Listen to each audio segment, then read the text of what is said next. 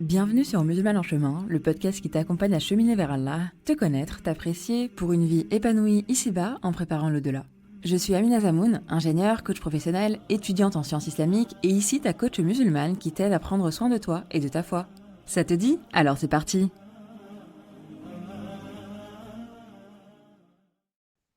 Salam alaikum wa rahmatullahi wa barakatuh mes sœurs, je suis ravie de vous retrouver pour ce tout premier épisode d'interview d'une musulmane en chemin. L'objectif de ces interviews, ou plutôt les objectifs parce qu'il y en a plusieurs, c'est tout d'abord de mettre en lumière des sœurs musulmanes, parce qu'il faut avouer qu'on est peu représenté dans les médias traditionnels et qu'on a grand besoin de représentativité d'une part, mais également de pouvoir s'exprimer en tant que femme musulmane. Donc cette interview, c'est tout bénef et pour vous et pour mon invité. Et c'est également, de vous partager des parcours inspirants. Je vous disais, on a besoin de représentativité, mais également de modèles de ce qu'il est possible de faire, d'inspiration tout simplement. Et pour finir, c'est aussi de montrer qu'on est toutes humaines et en chemin, parce qu'on a tendance à croire que c'est plus facile pour les autres et qu'on est les seuls à avoir des épreuves, mais pas du tout. Donc voilà un petit peu les objectifs de ces interviews. J'espère que ça vous plaira et sans plus tarder, je vais vous présenter notre première invitée, Kerima Shelbab. Donc bienvenue à toi, je suis ravie que tu sois parmi nous, Kerima. Salam alaikum, Amina. Merci beaucoup pour ton invitation. Moi aussi, je suis très contente. En plus, inaugurer le projet d'une sœur, c'est magnifique. Donc, merci de m'avoir invitée. J'espère que je vais bien baptiser ton émission. J'ai la pression maintenant. Non, je rigole. Mais non, je suis sûre. Avec grand plaisir, vraiment. Du coup, Kerima, je vais te présenter et puis je te donnerai la parole si tu as envie de compléter ma présentation. Voilà. Donc, Très bien. Kerima, tu es avant tout une musulmane en chemin, et donc c'est pour ça que tu es parmi nous. Sinon, tu es professeure de philosophie et également autrice de non pas un, non pas deux, mais de trois ouvrages, dont Ouais. le dernier est sorti récemment, et j'ai eu l'occasion de le lire, donc on va en reparler, Inch'Allah. Tu as également une chaîne YouTube où tu parles de beaucoup de sujets de société, notamment avec ta casquette de philosophe musulmane, et tu es présidente d'une association Les Petites Mains, Machallah. Et du coup, au niveau perso, tu es mariée, tu aimes le sport, à ce que je vois, à ce que j'ai vu, notamment la course à pied. Et pour son parcours de vie, je vais te laisser la parole parce que franchement, j'ai essayé de résumer ça. Mais bon, je pense que en plus, je ne connais pas tout, mais j'ai essayé de résumer ça et j'ai pas réussi. Mhm. Donc voilà. Est-ce que globalement, j'ai bien résumé? Est-ce qu'il manque des choses importantes? Dis-moi. Alors, globalement, Amina, tu as très bien résumé. Mais ça me fait rire parce que même moi, quand je me présente, et c'est vraiment en toute modestie, il n'y a absolument aucun orgueil dedans. Même moi, quand je me présente, j'oublie certaines choses que je fais, tellement je fais beaucoup de choses. Mais, alhamdoulilah, je ne le prends pas du tout comme quelque chose dont je me vante, mais je me sens vraiment honorée qu'Allah il me permet de faire autant de choses. Je suis Mm. vraiment, même moi-même, tu vois, je suis vraiment dans la gratitude. Ah Je me mais dis, mais t'as raison. vraiment, bien, tu vois. Trop bien. Alhamdoulilah. Et je pense que c'est bien de commencer par là. Tu vois, j'avais pas prévu, mais du coup, pas de fausse modestie. Je pense que Allah ne demande pas d'avoir de fausse modestie. On Oui, peut rester humble en étant honnête, tout simplement, sur les choses qu'on fait. Donc, il n'y a pas de. oui, ça en est objectif. Exactement, totalement. Alhamdoulilah. Donc, oui, tu as très bien résumé tout ce que je fais. Ce que je pourrais ajouter aussi, même si, bon, de toute façon, quand on doit commencer à s'intéresser, par exemple, les personnes qui nous entendent, si elles veulent aller sur ma chaîne YouTube, elles verront très bien de quoi il s'agit. Mais comme ça me tient à cœur, c'est comme cette émission essaye de le faire, c'est de du coup donner plus de visibilité à nos sœurs. Mais de façon générale, moi, ce que j'essaye de faire, c'est donner plus de visibilité aux musulmans de façon générale, mais dans un bon sens. Alors, on peut se dire, waouh, elle est super utopiste, elle est super orgueilleuse. Elle, petite Kerima Shelbab, elle va changer la face de la Oumma. Non, pas du tout, là. Mais j'essaye de montrer que les musulmans, ils sont certes représentés parce que ils ont la fête de l'Aïd qui va arriver, et du coup, Auchan met des dates et du régalal dans tous les rayons. Et tu en adores, mais aussi parce qu'en fait, ben, ils ont écrit des livres, mais parce qu'en fait, ils ont créé le dernier blockbuster à la mode, parce qu'ils ont inventé des machines qui vont faciliter la vie des gens, parce qu'ils défendent dans des tribunaux des personnes. Tu vois ce que je veux dire? Et je trouve que je parle des femmes parce que j'en suis une, que ça me plaît énormément. Enfin voilà, c'est un de mes chevaux de bataille. Mais de façon générale, les musulmans dans leur généralité, en tout cas en Europe, parce qu'on est européens, moi je parle de là où je suis, je trouve qu'on n'est pas représenté pour les bonnes choses. Après, aussi, c'est un débat. Aussi, nous-mêmes, on se met des fois, enfin, on se plante l'épine dans le pied nous-mêmes, tu vois, avec des comportements qui ne sont pas forcément les bons. Mais là, c'est un autre débat. Mais de façon générale, ce que j'essaye de faire, c'est de montrer que l'islam, c'est pas juste la prière et Mmh. c'est pas juste porter un hijab. En fait, le musulman, normalement, il rayonne dans tous les domaines de sa société. Intellectuellement, c'est une plus-value. Euh, au niveau au niveau, je sais pas, du vivre ensemble, c'est une plus-value. Socialement, c'est une plus-value. Tu vois, c'est une plus-value dans toute chose.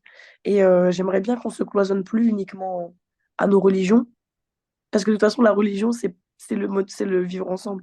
La religion, ta religion, enfin, ta dunya, elle est englobée par ta religion. Tu vois? Si tu mets la niya d'aller travailler, t'es en adoration.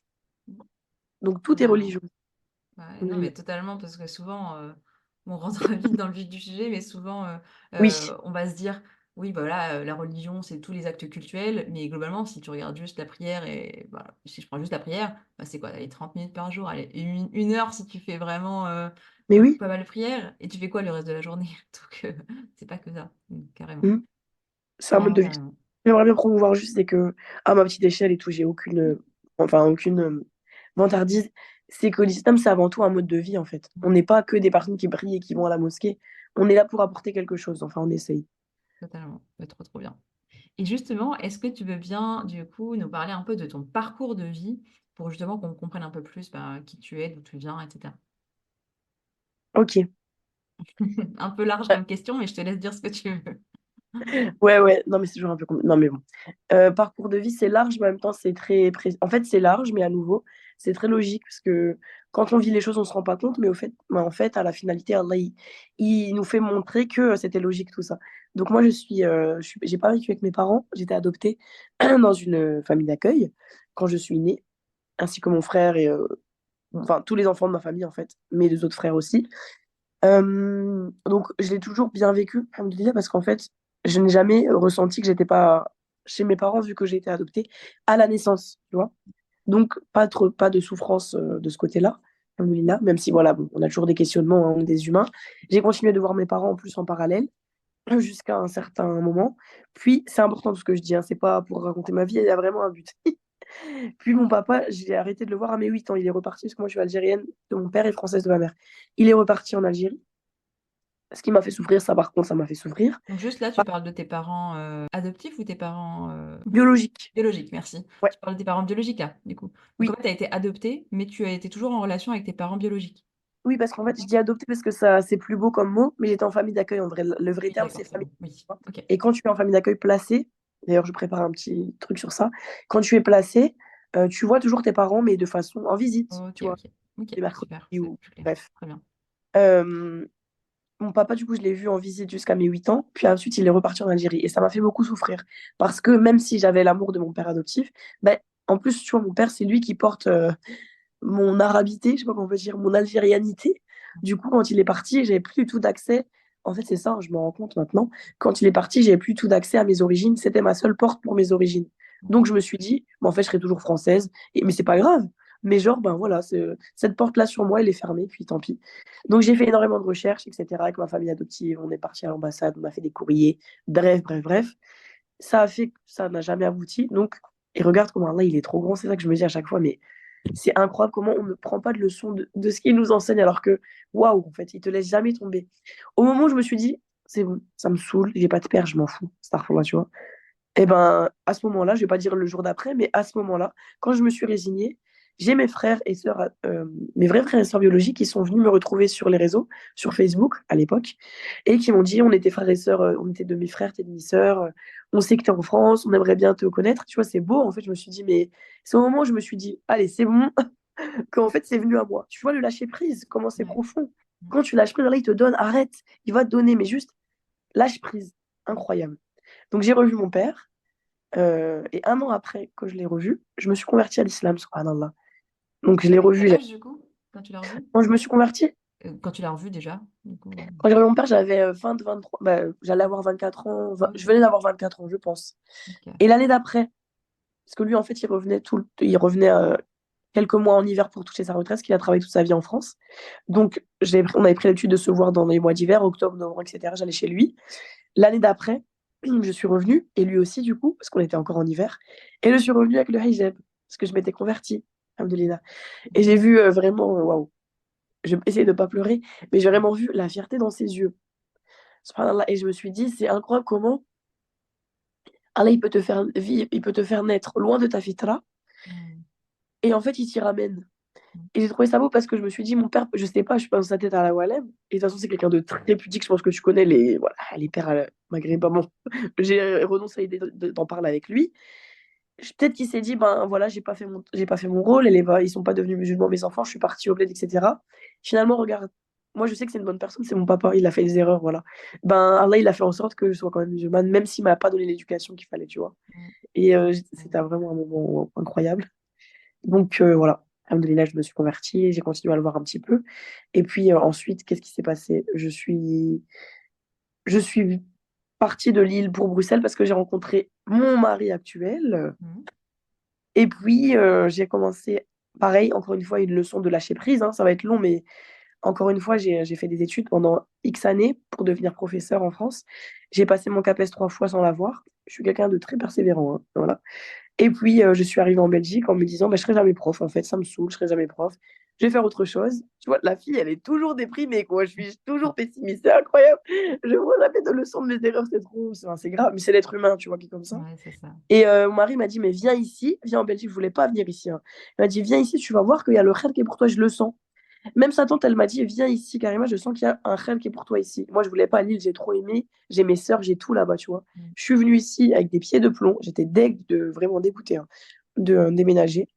Encore une fois, un mois après mon déménagement, on m'appelle, parce que j'ai mis mon CV un peu partout, mais sans y croire du tout, c'est mon mari qui a fait tout le taf pour moi. On m'appelle, on me dit, bah, on a un poste de prof pour vous, pour toute l'année. Tu vois, Mm. subhanallah. Et en fait, Allah. à chaque fois que j'étais déçue dans ma vie, c'est vraiment une leçon que j'aimerais faire écouter à mes sœurs ou mes frères qui m'écoutent. À chaque fois qu'on est sur le point d'abandonner, sachez qu'Allah, lui, il abandonne pas. Si toi, par ta petite capacité d'être humain, tu abandonnes parce qu'on a des forces limitées, Allah, derrière, il abandonne pas. Machallah.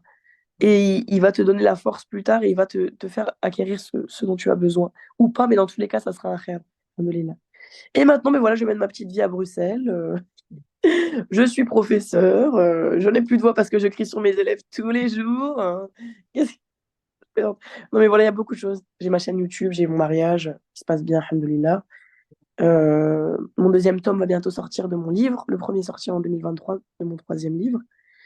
Et voilà, j'essaye de mettre ma petite pierre à l'édifice comme je peux, notamment en passant par ce type d'émission, machallah. J'ai beaucoup parlé. Amina, je pense que les auditeurs ont oublié Non, ta voix. t'inquiète. Non, mais je te couperai si j'avais besoin. Mais j'ai plein de questions que j'ai envie de te poser. Et je me dis, je vais te laisser finir ton parcours un petit peu de vie, comme toi, tu as envie d'en parler. Et du coup, là, j'ai deux, trois questions sur ton cheminement. Enfin, deux, trois questions. Oui, On va essayer, d'aller droit au but. Mais déjà, par rapport à l'islam, donc effectivement, tu es né d'un père maghrébin, musulman, on peut dire ça comme oui, ça? Oui. ouais, Et d'une mère française. oui, Tu as été dans une famille d'accueil, du coup, non musulmane, c'est c'est ça, ça? ouais. Ouais. Et du coup, qu'est-ce qui fait que tu t'es converti à l'islam, effectivement? Oui, c'est vrai qu'à chaque fois, on me pose cette question et j'ai du mal à y répondre. C'est pour ça que je prépare une vidéo sur ce sujet, parce que comme ça, je vais y réfléchir.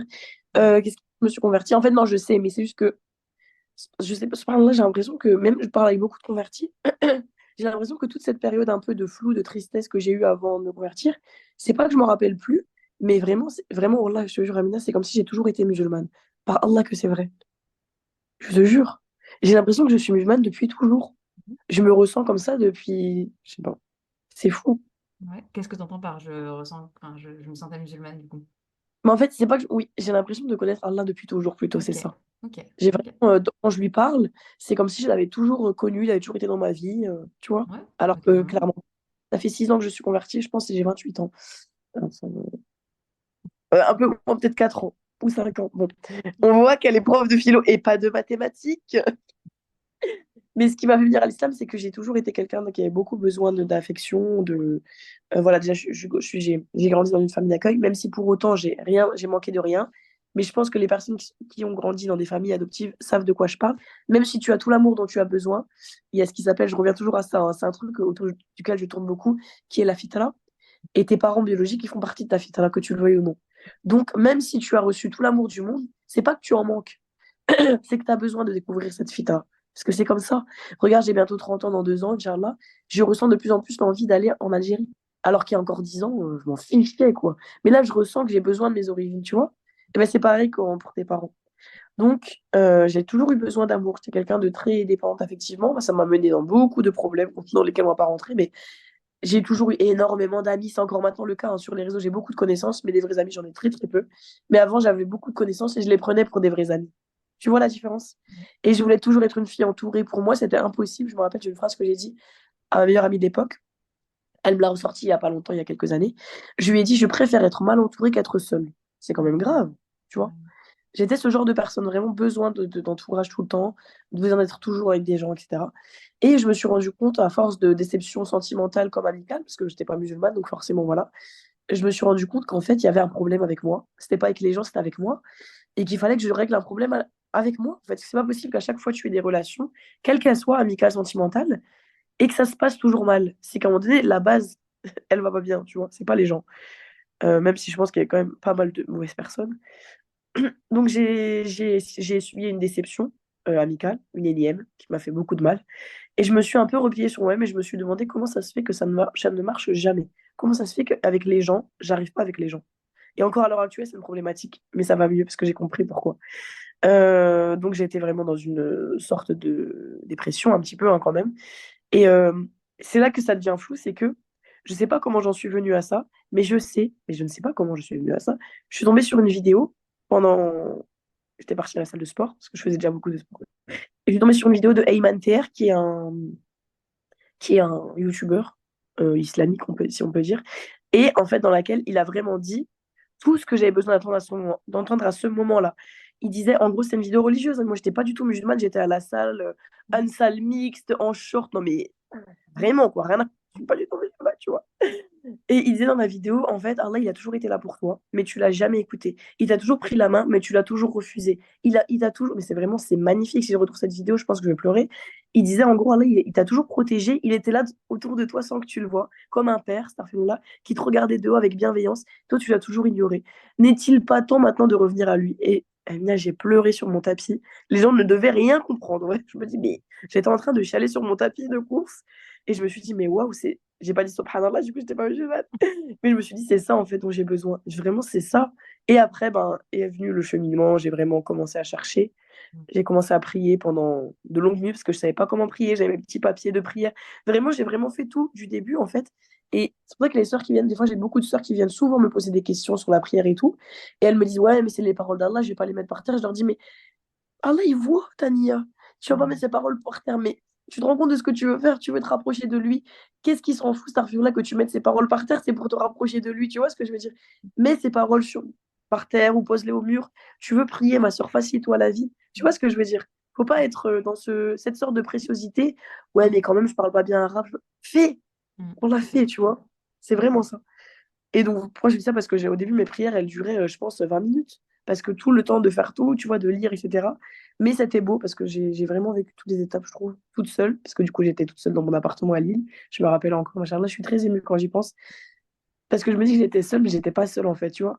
Et toute ma vie, en fait, oh, je suis désolée, je pensais pas du tout que j'allais pleurer. Mais Vraiment. non, mais c'est qu'on est dans le vrai et que que Mais t'es. vraiment, là, toute ma vie, en fait, j'ai cherché l'amour et Mm. j'ai toujours fui la solitude. Et je me suis jamais sentie, moi, seule, que dans cet appartement en train de prier seule avec Allah, tu vois. Alors que toute ma vie, je me suis sentie entourée, mais la seule vraie fois où je m'étais entourée, c'était quand j'étais seule en train de prier. C'est agir quand même, tu vois. C'est incroyable. Donc, je me suis convertie comme ça parce que j'ai Ok. besoin de l'amour véritable et Allah, il me l'a apporté. Alhamdoulilah. Oh. C'est vraiment ça que je cherchais en fait. C'est incroyable. Ouais, bah, merci pour ce partage. Vraiment, Barakla Wiki, c'est un super Merci beau à toi. partage. Je suis sûre que les auditrices, auditeurs peut-être, vont être émus aussi en t'écoutant parce que bah, c'est trop beau et je trouve que c'est rien que par ce partage, tu nous donnes déjà de super belles leçons, je trouve, tu vois. Quand tu parles de l'entourage, de l'amour d'Allah et souvent, hein, franchement, moi je le vois même, bref, sans rentrer dans les détails, mais je le vois aussi avec des clients qui ont, voilà, qui recherchent l'amour, en fait. Oui. Et subhanallah, on le recherche pas forcément Allah au début. Et c'est OK parce que c'est notre chemin de vie. Et ben Allah, il nous Oui. dit, bah écoute, tu es en train de le chercher ailleurs, en fait, là. Eh oh, je suis là. Bon, ouais, c'est un peu bizarre de dire ça comme ça, Oh, c'est mais beau. voilà, quoi. C'est beau. Donc c'est trop beau, machallah. Enfin, merci beaucoup pour ce partage, vraiment. Trop, trop beau. Mais c'est ça en fait, on s'évertue à chercher l'amour ailleurs alors qu'en fait, il est. Wallah que ça fait super cliché, ça fait super musulman 2.0, mais c'est vrai, l'amour, c'est l'islam, wallah. Vraiment, vraiment. On peut pas dire autre chose. Quand la vérité, elle est là, qu'est-ce que tu veux dire d'autre? Bah, ça fait cliché, mais c'est vrai. L'amour, c'est Dieu, wallah. Wallah que c'est vrai. Je sais pas, toutes les fois où j'étais triste, toutes les fois où vraiment c'est en lui qu'on trouve la paix. Il y a rien d'autre à dire. Non, mais je suis d'accord et je pense que tu vois, même pour moi, je suis voilà, entre guillemets musulmane, enfin, de naissance, on l'est un peu tous, mais je veux dire culturellement, mes parents étaient musulmans Oui, et tout. Mais je pense qu'on a tous vécu même les, tu vois, les non-convertis, on a tous vécu une petite conversion, entre guillemets, le moment où tu choisis vraiment, tu vois, parce que tu as eu, voilà, on te l'a inculqué, et puis après, ben, est-ce que je suis bêtement la religion de mes parents, ou est-ce que vraiment, ben, ouais, je choisis l'islam. Et c'est trop beau, en fait, ce moment-là, donc trop bien. Voilà, Clafoutis pour je choisis en toute ce conscience, partage. alhamdoulilah. Exactement. Oui, on est tous des convertis en vérité, hein. Oui, moi je pense que oui, mais enfin, c'est quand même différent. Enfin, vous, il y a quand même vous, vous, nous, non. Mais il y a quand même un gros gap, quoi, quand enfin, vous faites le pas, quoi. Vous avez quand même connu une vie, entre guillemets, sans une l'islam. Donc Ouais, c'est quand même hyper impactant, hein, je trouve. Et c'est autre du coup, chose. ça rejoint en plus ma question d'après, c'est quoi l'impact, enfin, quel impact est-ce que ça a eu dans ta vie, du coup? Ça a eu un impact évidemment globalement positif. Of course, enfin, c'est impossible de dire le contraire. Mais ça a eu aussi un impact, enfin, astaghfirullah, mais Allah il sait. C'est pas que ça a eu un impact négatif. En fait, ça, c'est pas un impact négatif. Ça a eu un impact révélateur que j'ai pris au début pour négatif.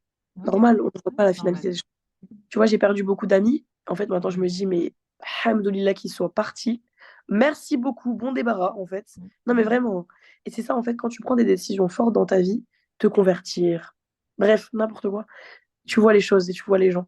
Et j'ai vu beaucoup de double visage. Et donc, Allah, il m'en a débarrassé. Et encore très récemment, il n'y a même pas un an. Et en fait, l'impact révélateur et non pas négatif, c'est que je me suis rendu compte que on a très peu d'amis, vraiment. On a très peu de personnes qui veulent notre bien. Et en vérité, avoir beaucoup d'amis, c'est pas quelque chose de très positif de façon générale. C'est, bien sûr, il y a des personnes qui ont beaucoup d'amis, c'est très sain, hein. Je mets pas tout le monde dans le même panier. Mais je me suis rendu compte vraiment que je me perdais. Je me perdais à vouloir être toujours en train d'être avec des amis, être aimé. On sort, on fait ça, viens, on va là, on va à cet événement. À un moment donné, recentre-toi, tu vois. Donc l'impact révélateur, c'est que j'étais trop éparpillée. Et l'islam, ça m'a vraiment... J'étais comme ça m'a... Bah, on voit pas du coup, mais j'avais une main ouverte et ça m'a vraiment refermé. Le point s'est refermé, mais sur des valeurs sûres, sur cinq, subhanallah, 5 piliers, incroyable, mais 5 valeurs sûres, si on peut dire, tu vois. Alhamdoulilah. Mhm. Donc au début, pour moi, au début, c'est négatif parce que tu as des personnes avec qui tu as été ami depuis des années, tu avais des modes de vie que tu as aimés pendant des années, et en fait, tu dois y renoncer, mais tu te rends compte avec le temps que ça te fait du bien d'y renoncer. Parce que c'est des choses, je peux donner un exemple, Bien sûr. des choses qui n'étaient pas saines. Tu vois, maintenant, j'ai bientôt 30 ans. Et en fait, quand je me suis convertie à 24 ans, je pensais, mais moi, je le pense de moins en moins, je pensais vraiment qu'on pouvait être comme on est, dans nos différences, et pourtant côtoyer d'autres personnes complètement différentes. Typiquement, quand je me suis convertie, non mais regarde vraiment ça. Même, j'étais nia, wallah. Quand je me suis convertie, l'été d'après, je revenais très souvent chez mes parents, ce que je fais encore maintenant, parce que je suis un grand bébé. Je restais des semaines chez mes parents l'été, j'aime trop, tu vois, j'aime trop les Ardennes l'été. Enfin bref, j'aime trop. Et j'avais beaucoup d'amis là-bas, maintenant plus trop. Et ben, avant de me convertir, qu'est-ce qu'on fait en général l'été avec des amis? On fait des soirées, avec tout ce qui s'ensuit sans en parler. Mais voilà, des choses qui sont pas saines. Et je me suis dit, bah, y a rien. Maintenant, je suis convertie, je porte le voile, je vais y aller, juste que je fais pas les choses qui sont pas bien. Mais moi, Mhm. j'étais vraiment nia. Je me suis dit, mais c'est rien, il y a quoi de mal? Moi, je fais pas les choses. Mais en fait, non. Je me rends compte maintenant que ça m'a fait du mal de renoncer à ce mode de vie-là, parce que j'aimais bien, c'est vrai, je vais te dire la vérité, j'aimais bien sortir, j'aimais bien être en soirée, j'aimais bien ce monde-là. Mais en fait, quand tu tiens à tes valeurs et quand tu tiens à ton islam, c'est pas pour rien qu'Allah il te dit le bon entourage. C'est pas pour rien. Tu vas être influencé en fait, même si c'est 2 semaines par an, tu vois. Mhm. Même si c'est une soirée tu vas être influencé. Subhanallah. Mhm. Donc, ce que maintenant je comprends à l'aube de mes 30 ans, c'est que on n'est pas fort. Shaitan est plus fort que nous. Enfin, non, pas Shaitan, mais notre nef peut être plus forte que nous. Et donc, il ne faut pas la tenter. Tu vois.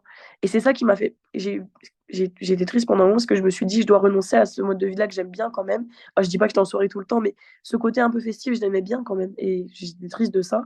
Mais maintenant, je sais que c'est. Il faut que je protège ma foi, il faut que je me protège. Et au final, quand tu réfléchis, ça t'apporte rien de. Tu peux faire la même chose chez toi avec des copines, en comité restreint, avec des cacahuètes et de l'eau pétillante. C'est pareil, tu vois. Mais il n'y a pas tout ce truc autour malsain. Alhamdoulilah. Et ça, je pense que je vais en parler dans une prochaine vidéo, mais je pense que parce qu'on a honte de le dire, tu vois. Il y a beaucoup de personnes qui me disent, mais parle pas de ça et tout, c'était la vie d'avant. Non, moi, j'en parle. Oui, je faisais des soirées, oui, c'est vrai, oui. Et oui, il m'arrive encore maintenant, pas de regretter, mais de me dire, c'était bien. Mais c'est pas haram de dire ça. Si le paradis était facilement atteignable, on le saurait. Bien sûr que tu vas regretter les choses haram que tu as faites, parce que ta nef, elle n'est pas purifiée, et parce que c'est dans ton cœur, il faut le temps de l'extraire, tu vois. Mm. Mais il faut ne pas avoir honte de dire, il y a des choses que, c'est pas que je regrette, mais j'ai aimé sur le coup, j'ai du mal à en faire le deuil. Ouais, et Il faut... puis après, ça apporte certaines émotions aussi. Tu as ressenti certaines émotions à ce moment-là. On a envie de ressentir ça. Enfin, tout ce qu'on fait généralement, c'est pour ressentir certaines émotions, de Mais, l'apaisement, du bien-être, etc.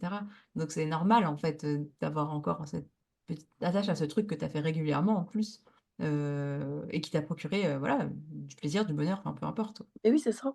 Et tu vois, c'est parce que j'aime bien parler à cœur ouvert, tu me connais, et je trouve que souvent, sur les comptes de convertis ou de personnes voilà, qui sont revenues vers l'islam, on va dire, qui ont eu un réveil, très souvent, il y a vraiment ce truc de, comme d'habitude, un peu la honte, le tabou dans le mode, je dis pas ce que j'ai fait avant et tout, non. Alors que moi, je trouve que c'est bien d'en parler parce que j'en parlais encore récemment avec une personne là. Euh, En fait, faut comprendre que quand tu te convertis, tu dis adieu, c'est pas adieu, mais bah ouais, tu coupes avec tout un monde en fait. Tu coupes Mm. avec tout un monde et en fait, c'est pas facile. Non. Genre, on est des êtres humains. Ouais, alors sur les péchés, alhamdoulilah, Allah il a dit qu'on appuie sur reset. Tout est effacé. Mm. Mais au niveau de tes structures, de tes habitudes, pas tout est effacé. Non. C'est pas parce que je me suis convertie que j'ai oublié tout ce que j'ai vécu avant. Et oui, ça peut encore me manquer. C'est pas, j'aimerais bien qu'on démocratise ce fait de dire, c'est normal que ça te manque et que tu aies du mal. C'est normal. Il faut pas que tu retournes à ça par contre. Non, Mm. mais c'est normal que ça te manque parce que tu es humain. Mm. Tu Ouais, vois? ouais, totalement, totalement. Bah, je pense que c'est le juste milieu aussi à trouver entre le fait de ne pas dévoiler ses péchés, Mhm. mais de dire qu'on a tous péché en fait. Voilà. Donc c'est C'est- ce juste milieu et pas, voilà, pas entre guillemets, hein, je mets des gros guillemets entre se vanter, parler longuement de ses péchés, mais je veux dire que bah ils sont là en fait. C'est important qu'on montre qu'on est tous humains en fait. Et c'est sain en fait. Je trouve ça plutôt sain parce que voilà, une convertie qui va se dire, bah voilà, bah, elles ont l'air de pas avoir du mal, ces converties et autres, alors qu'en fait non, enfin, tu vois, non, c'est faux. C'est C'est toujours pas la même normal. chose. Ouais, Tu peux pas t'identifier en fait quand tu. exactement. Moi j'ai besoin d'identification sur les réseaux. C'est pour ça que je suis toujours en train. Après je dois rentrer. Je suis toujours en train de dire, je veux voir des femmes musulmanes avec Mmh. le hijab sur les réseaux. Je veux voir des femmes faire des khutbah. Enfin, t'as compris quand je dis ça. Parce que j'ai besoin de m'identifier et je pense qu'on est comme ça en fait. On Pour est comme comprendre. ça. Allah nous a Regarde fait comme hein, ça. le prophète sallallahu alayhi wa sallam. La plupart des gens qui sont convertis, je vais pas dire la plupart, beaucoup, par imitation, parce qu'ils ont vu un bon Yes. comportement, ils se sont dit waouh, Mmh, c'est mmh, ça que je veux être. Ils ont fait quoi? Identification. mmh. Non mais totalement, totalement, le bon comportement, l'exemple, c'est la base de toute manière, c'est pas juste des leçons comme ça de morale. Et je suis d'accord avec toi sur la représentativité, encore une fois, c'est aussi pour ça qu'on fait cet épisode. Et sur les Ouais, réseaux, moi, ce que je dis souvent, enfin, mini aparté pour compléter ce que tu dis, pas de c'est souci. que ben, la majorité des gens, enfin, les jeunes sur les réseaux, surtout les jeunes, mais même nous, hein, mais les jeunes, ils ont besoin de s'identifier. Et ils vont s'identifier à qui alors? À toutes les influenceuses X, Mais Y, oui, Z? Bah non, mais oui. on a besoin d'avoir des femmes musulmanes, voilées. Voilà, et c'est pas, tant que voilà, elle est préservée, il n'y a pas de souci en fait, c'est quoi le problème? Bref. Mhm. Gros sujet, bref. Mais Et ouais. c'est ça, ça rejoint le fait que si tu, enfin, c'est un peu un raccourci, mais si tu lui donnes pas toi-même un exemple, on dit pas qu'on est des exemples, mais Ouais. vous comprenez. Oui, bien sûr. Si tu donnes pas toi-même un exemple, il ira le chercher ailleurs. C'est Totalement. comme, voilà, souvent on en parle, etc. C'est un sujet pareil qui est à vous. Si tu lui parles pas sainement de la sexualité, de ce qu'il risque, il Mmh. ira chercher les informations ailleurs et Mmh. qui te dit que ça va être un bon ailleurs. Ça, Totalement. on sait. Tandis que si toi tu lui en parles, toi tu sais ce que tu dis, tu es quelqu'un de sain, tu connais les choses, ça sera forcément quelque chose de sain, tu Mmh. vois. Arrêtez avec ce tabou, ce truc. Bah, pas de tabou en islam, de toute manière. Pas de tabou en islam. Ouais, Après, il y a un cadre, il y a des formes, et effectivement, voilà. mais pas de tabou en islam. Donc totalement. Et de toute manière, enfin, pour reprendre l'influence, en fait, Allah nous a créés influençables. Il nous a créés comme ça. On s'imite. Regardez, on a qu'à regarder les enfants. Les enfants, qu'est-ce qu'ils font? Ils répètent ce qu'on dit. Ils nous imitent. Moi, je le vois avec mon fils qui a 18 mois. Il fait que ça, nous imiter. Donc, c'est normal qu'on ait besoin de représentativité et de personnes à qui s'identifier. C'est normal. Voilà. Alhamdoulilah. Abusé. Juste une question, t'as pas trop la pression du fait qu'il t'imite Alors, moi, je me dis, Alhamdoulilah, j'ai pas eu d'enfant très tôt parce que du coup, je pense que j'aurais fait tellement, tellement d'erreurs. Non, aujourd'hui. Bah, un petit peu, bien sûr, mais globalement, je sais que je suis imparfaite et je pense que l'essentiel, c'est de le dire quand on fait des erreurs, d'assumer, en fait. Moi, je pense que c'est le principal, c'est d'assumer quand tu fais des erreurs. Et bien sûr, essayer de montrer l'exemple la majorité du temps, mais Ouais, d'assumer OK. parce que, justement, si t'es trop parfaite, ben, il va se dire, oulala, c'est trop Ouais, high c'est trop level, ça, c'est pas possible à imiter. Donc, OK. maintenant, un peu moins, mais bon, faudrait Mmh. en faire un épisode, ce sujet. Oui, il faut qu'on recentre, il faut qu'on recadre, Alina. Non, mais c'est très bien. C'est que ça se passe bien, justement, quand justement on dérive, c'est que ça se passe bien. Mais du Oui. coup, ouais, pour recentrer. Mmh. Trop bien. Bah, déjà, je pense qu'on arrive à te connaître un peu mieux là, déjà, en comprenant un peu d'où tu viens. Je pense que c'est important. Et du coup, bah, tu as commencé à nous parler du métier de prof, de la philo. Donc, c'est quelque chose que tu avais toujours voulu faire. Enfin, comment ça t'est venu déjà? Est-ce que c'était une vocation? Et je mêle un peu tout dedans, comme ça tu vois et tu fais le tri entre la philo, l'écriture, voilà. OK. Alors très bien. L'écriture, c'est vraiment quelque chose d'inné, je pense, parce que depuis toute petite, j'ai toujours aimé ça, mais vraiment c'est en fait, ça fait partie de moi et voilà, c'est comme ça, il y a des choses qui font partie de toi, subhanallah. Et je me rappelle que C'est-à-dire, du coup, je sais, ouais, vas-y. c'est trop je vais t'expliquer, tu vas comprendre. C'est trop marrant parce que ma maman adoptive, quand elle venait me chercher au CP, c'est trop bips. Genre mon prof de CP, il me disait: «Mais j'en ai marre de Karima, quand elle vient sur mon bureau, elle lit tout ce qu'il y a sur mon bureau». Mais vraiment, c'est vrai. Genre quand j'allais à son bureau pour lui présenter un exercice et je lisais toutes ses notes, tous ces trucs comme ça. Tu vois la petite fille là, j'étais comme ça en train de tout lire et je me rappelle toujours cette phrase, il a dit à ma tante adoptive, ma mère adoptive: «J'en ai marre, elle lit tout ce qu'il y a sur mon bureau». Genre en gros, elle est curieuse quoi, tu vois? Mmh. Et je pars souvent de cet événement pour dire que vraiment la lecture et l'écriture, ça a toujours été, je sais pas, coulé de source en moi, j'aime trop. Ça me Mmh. moi, la lecture, c'est un peu, bah, c'est lié, hein, mais tu vois, par exemple, je peux rester plusieurs jours sans lire, malheureusement, en plus avec le temps. La vie qu'on mène, c'est triste, hein, mais avant, je lisais beaucoup plus, bon bref. Et par contre, plusieurs jours sans écrire, je sens qu'il y a un manque, je sens qu'il y a un vide et c'est pour ça que je sais que c'est quelque chose qui est de vital et c'est un exutoire, c'est une forme d'exutoire. C'est quelque chose qui, m'aide à aller mieux. Tu vois, pareil, autre anecdote, mes parents, franchement, qu'Allah il les préserve, ils ont eu du fer à tordre avec moi. J'ai plus de 30 journaux intimes chez moi. Et ma mère, encore une fois adoptive, tellement elle en avait marre, elle a acheté, tu vois, les grandes caisses, en plastique là, qu'on achète chez Action quoi, qu'on glisse sous le lit, parce qu'il y en avait partout. Elle a tout foutu dedans. Allez, c'est bon, il y en a pas et tu regardes dedans, il y a 30 carnets avec des cœurs, d'idoles, machin et tout mais je veux pas les jeter. Elle me dit: «Mais pourquoi tu les jettes pas ces machins-là?» Elle aime trop jeter. «Pourquoi tu les jettes pas ces machins-là? C'est beau». Je dis: «Non, mais il y a toute ma vie dedans, c'est trop beau» et j'attends une seule chose, mais je sais pas si j'y arriverai, j'espère, c'est d'être vieille, inch'Allah et de pouvoir tout relire, tu vois? Très bien. Et je sens que là, ça va être, fort en émotion, machallah. Donc ouais, c'est quelque chose qui est inné, je pense. J'ai toujours besoin d'avoir mes to-do list, d'écrire mes to-do list. J'ai besoin de toujours d'écrire mon journal intime. Bon, maintenant, vu que je suis une personne qui est passée, à la technologie, mon journal intime, je le fais sous forme de notes audio, notes vocales et Mmh. après je le réécris au propre. OK. Mais j'ai toujours ce lien à l'écriture, j'ai toujours ce lien à je sais pas. C'est quelque chose de très inné, en fait. C'est pour ça que quand tu me dis: «Explique», c'est difficile à expliquer parce que j'ai l'impression d'être née avec ça. Ouais, ouais, ouais, mais c'est fort probable, hein. On a tous, Allah, il nous a créés tous différents avec certains dons. Ouais Donc et je le prends vraiment comme un don, comme une mission de vie. À l'heure actuelle, bah, avant je le savais pas parce que voilà, j'étais pas forcément musulmane et tout, j'écrivais parce que ça me faisait du bien. Mais maintenant que je suis musulmane, mais je le prends vraiment comme, et ça je l'ai écrit dans ma biographie Instagram: «Autrice au service d'Allah». mmh, Vraiment.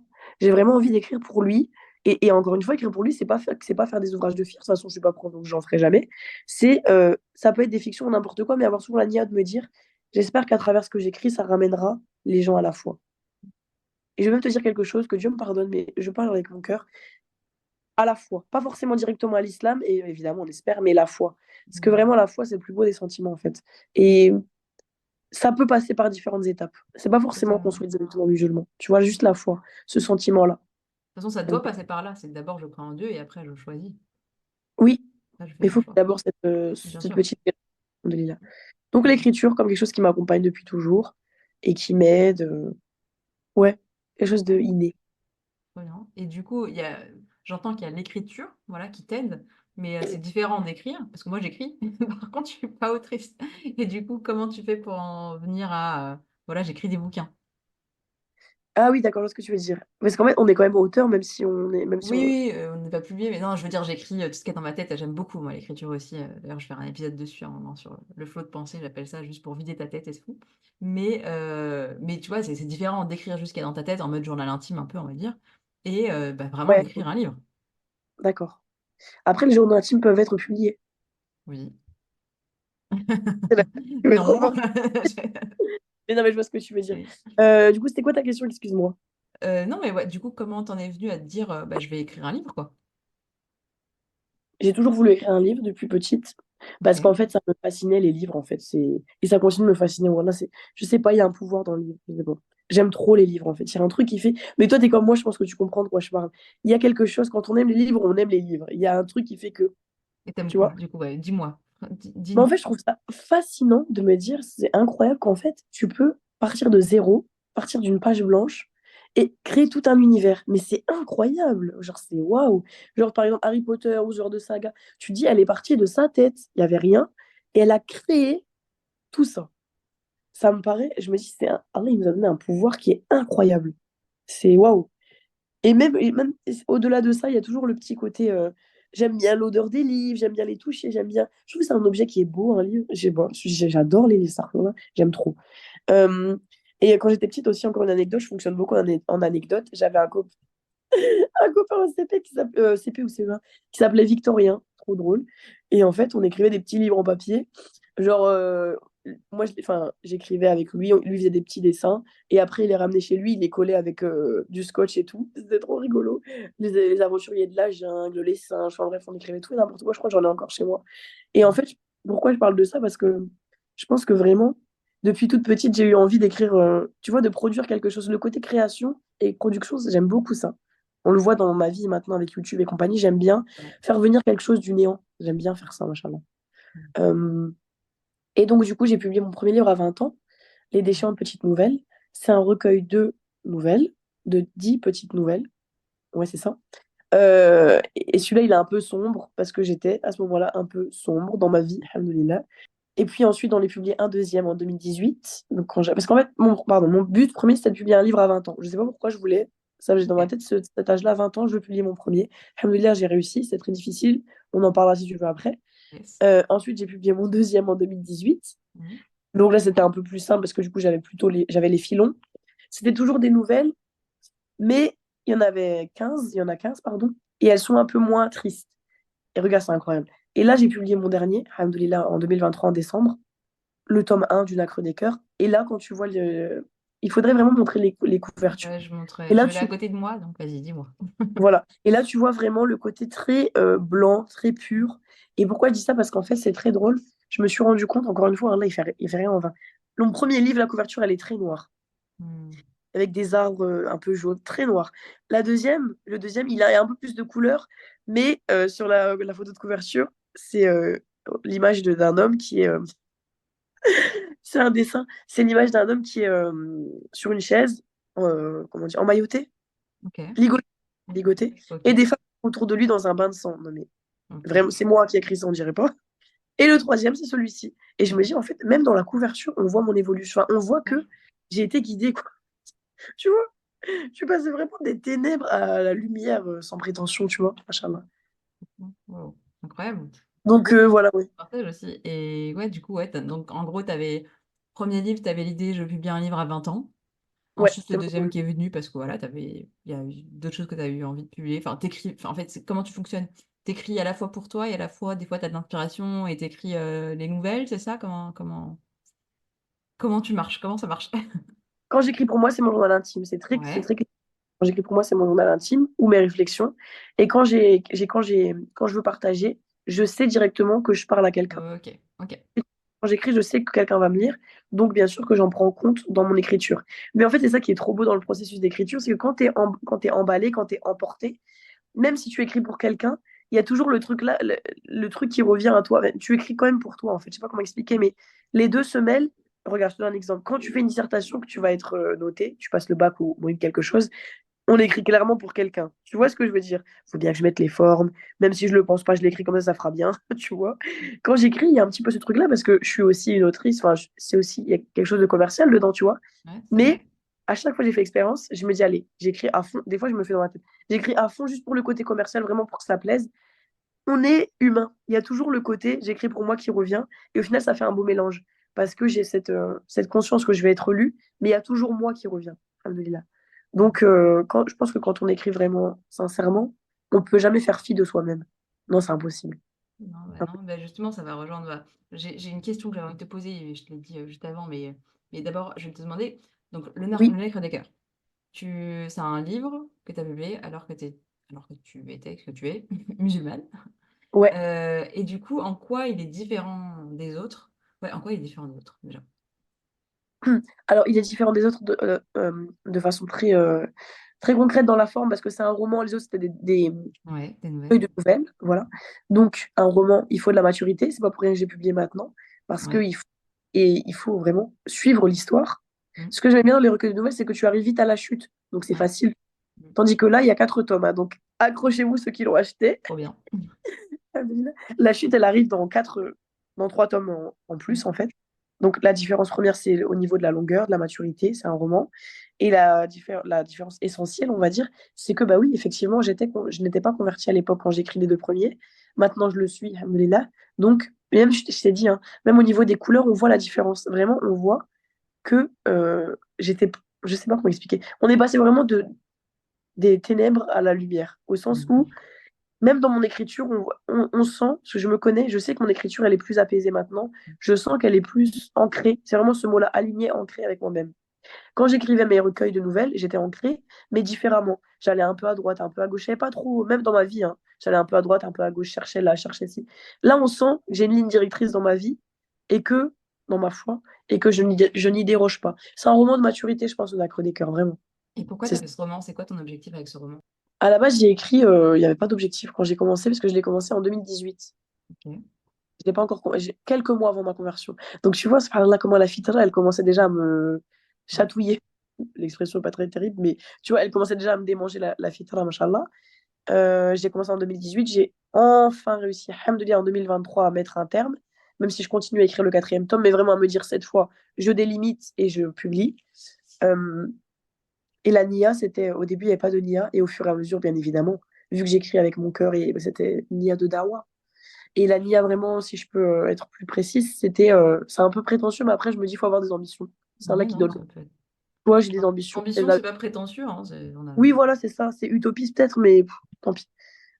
C'est vraiment de me dire que les personnes qui le lisent, quelles qu'elles soient, de n'importe quelle école qu'elles soient, de n'importe quelle madame qu'elles soient, de n'importe quelle, comment on peut dire, de n'importe quel feeling elles ont avec la religion, qu'elles n'oublient pas, en fait, qu'elles se ressentent sur une chose. On a tous une chose commune, c'est notre fitra, encore une fois. Et c'est pour ça que tout à l'heure, je disais même des gens qui sont pas musulmans. Mhm. Parce qu'en fait, la fitra, c'est quelque chose d'universel et d'ancré chez chacun, tu vois. Et j'aimerais bien, par cela, un peu réconcilier les personnes, déjà au sein de notre propre communauté, parce que bon, je ne l'apprends pas. Il y a énormément de dissensions sur des choses qui sont tristes. Enfin, c'est triste sur des choses qui sont superficielles. Juste rappelle-toi qu'on est tous musulmans, en fait, que tu sois, je sais pas, salafiste ou wahhabite, ceci, t'es dans une tariqa, t'es pas dans une tariqa, tu suis un shir, t'es dans une école. On est musulmans, genre, à la base. Se rappeler un peu ça. Et du coup, pourquoi? Ben, pourquoi ma nièce, elle se concrétise comment? Dans ce livre-là, toi, tu l'as lu, machallah, donc tu le sais. Et après, c'est encore mieux le reste, dans les tomes qui arrivent. C'est que chaque personnage, vraiment, il a son parcours de vie. Il y a des personnes qui sont pas du tout musulmanes dans le livre, qui ne Mhm. croient même pas en Dieu, il y en a. Il y en a qui croient fermement comme Aziz. Lui, il a une foi, alhamdoulilah, machallah, inébranlable. Il y a des personnes qui cheminent. Mhm. Rima, elles y étaient pas, puis elles y arrivent, et puis après elles reviennent, tu vois. Et il y a des personnes qui étaient à l'opposé, hein, là, il va les ramener à la lumière. En fait, j'ai envie Mhm. de montrer que, mais c'est ça la vie, c'est Ouais, ça la vie, totalement. tu vois. On a tous des chemins de vie différents, on a tous des façons, et aussi, c'est un truc qui m'énerve, c'est on voit beaucoup, même sur les réseaux, la foi, c'est ça. La fitra, non, en fait, non, je suis désolée. Oui, l'islam, il ne change pas, il est inchangeable, Mhm. mais on le vit différemment, je suis désolée. Mhm. Et c'est vrai que ça m'énerve les donneurs de leçons 2.0 qui viennent te dire comment tu dois croire en Dieu. Bien sûr qu'il y a la aqida, il y a tout ce que tu veux, mais ta relation à Dieu, elle est singulière. Il y a des personnes qui vont avoir une connexion avec Dieu sans avoir besoin d'être toujours en train de faire des doigts parce qu'elles sont tout le temps avec lui dans leur tête. Il y a des personnes qui vont avoir besoin du plus concret. Je fais mes cartes du matin, du soir. Je dis pas qu'il faut pas les faire, mais je pense que tu vois ce que je veux dire. Ouais, ouais, On a totalement. tous un lien singulier à Dieu et j'aimerais bien qu'on le comprenne et qu'on arrête en fait de donner des leçons aux gens parce que ça me fatigue. Vraiment, c'est fatigant en fait. Je t'entends et je t'entends aussi dans le livre. Si Ouais. je peux faire un Oui. mini partage sur le livre, du coup, je crois que je t'avais dit, mais au tout début, ouais, je lis le bouquin et tout, je suis contente, je commence. Et je me dis, oula, oula, je me sens pas très bien. Ouais. Mais c'est C'est un intéressant. livre qui m'a donné envie. Comment? C'est intéressant. J'aime bien que tu me le dises, mais pourquoi? Mais en fait, alors je me souviens plus du tout début, mais en fait, je sentais un peu ce truc de Hchouma, tu vois. Voilà, faut pas parler de ça, tu vois. Faut pas parler de ça. Et c'est ce truc, malheureusement, hein, moi-même qui ai dit au début d'épisode, tu vois, il n'y a pas de tabou en islam, mais malheureusement, notre éducation, elle revient, tu vois. On a Mais été oui. élevé avec des tabous. Et du coup, bah, c'est ça en fait qui revenait, c'est oh là là, purée, elle parle de ça quand même et tout. J'étais en mode de vraiment, mais à un moment, je me suis dit, est-ce que j'en parle sur les réseaux uniquement et tout?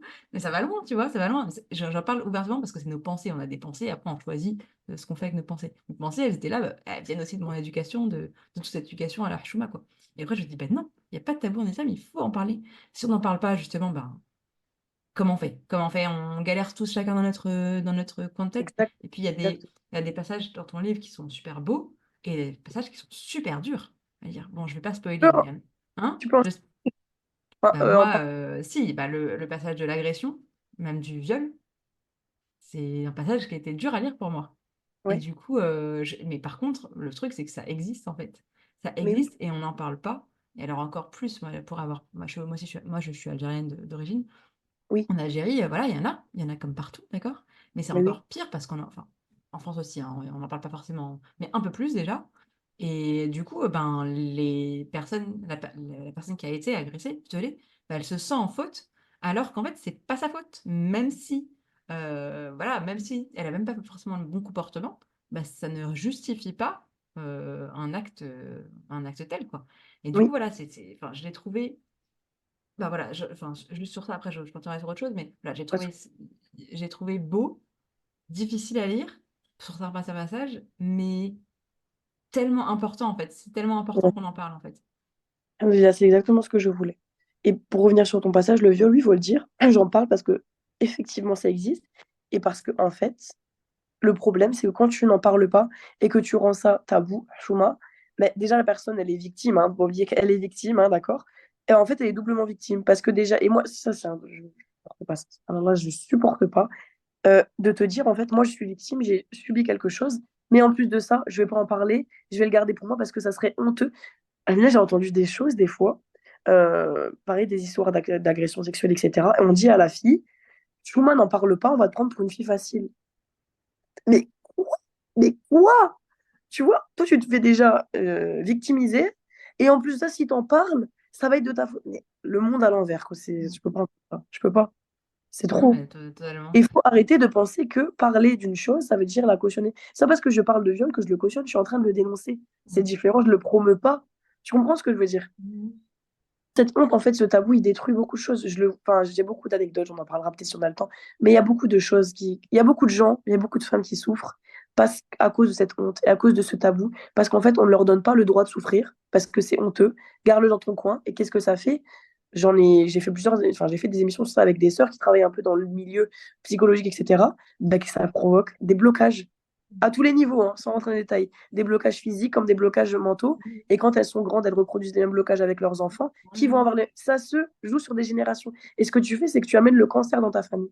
Mais oui, tu sais que les non-dits, c'est un truc que j'ai découvert, c'est incroyable. Quand tu ne dis pas les choses, pendant des années, tu les enfuis, je pense que tu sais, s'expriment sous forme de maladie. C'est incroyable. Le corps, Mal quand à tu le dit dis quoi. de parole, Mm. il s'exprime sous forme de maladie. Mm. Agib.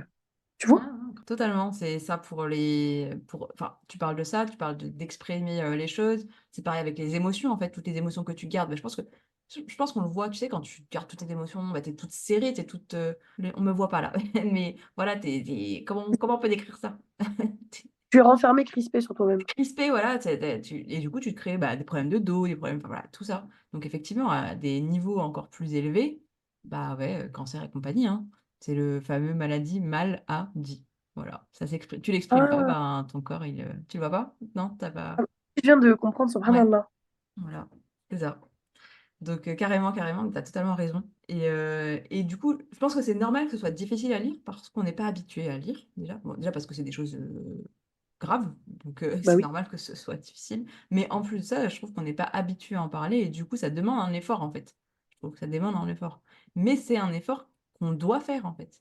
Parce qu'effectivement, sinon, ça se répercute sur les générations à venir et c'est de notre devoir de faire tout ce qui est en notre pouvoir pour arrêter ça, quoi. Pour, Mais oui, pour la pour améliorer justice, pour rendre ça. justice, pour tout ça, en fait. Mmh. Moi, je suis convaincue qu'Allah, il va nous interroger sur ce qu'on a Mmh. fait pour nous-mêmes, bien sûr, j'ai fait en premier. Mais je pense, sincèrement, hein, je pense que surtout quand on est parent, je te mets la pression. Je pense que vraiment, Allah, il va nous interroger sur qu'est-ce que tu as fait, bon, est-ce que tu as contribué à ce que les générations qui viennent après toi soient facilitées en quelque façon. On n'est pas des prophètes, on n'est pas des astaghfirullah, des messagers, on ne va pas changer la face de l'humanité. Mais si tu peux mettre ta graine et que tu l'as pas mise, je pense qu'Allah, il te demandera pourquoi tu l'as pas mise. Totalement, Je- ouais, je suis d'accord avec toi.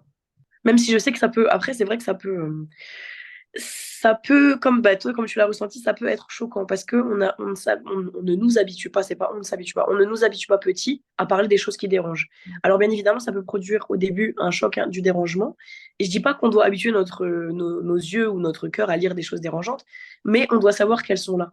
Et ça, c'est un problème c'est un problème, je pense, peut-être je sais pas, qui est propre à la communauté peut-être maghrébine, parce qu'il y a beaucoup ce poids du tabou, je sais pas. Mais en fait, plus tu vas enfoncer les choses, plus tu vas les cacher derrière le tapis, plus elles vont devenir grosses par la suite et prendre plus de place que ce que tu as voulu, tu vois. Tu as voulu les mettre derrière, et ben en fait, elles reviennent. Et tu vois, hier, j'ai eu une séance avec ma psychologue, sans parler de quoi, sans rentrer dans le détail, mais il y a une chose sur laquelle on travaille depuis quelques semaines, et elle m'a dit, cette chose-là, tu as essayé de la mettre sous le tapis pendant des années. Regarde maintenant, à l'aube de tes 30 ans et des choix de vie que tu fais qui sont matures, elle revient en force. Elle te dit, si tu ne me traites pas, Ouais. tu n'avanceras pas. Et Mmh. maintenant, je suis obligée de la traiter. Et Totalement. pendant 10 ans, je l'ai mis de côté. Mais maintenant, elle me revient en pleine face.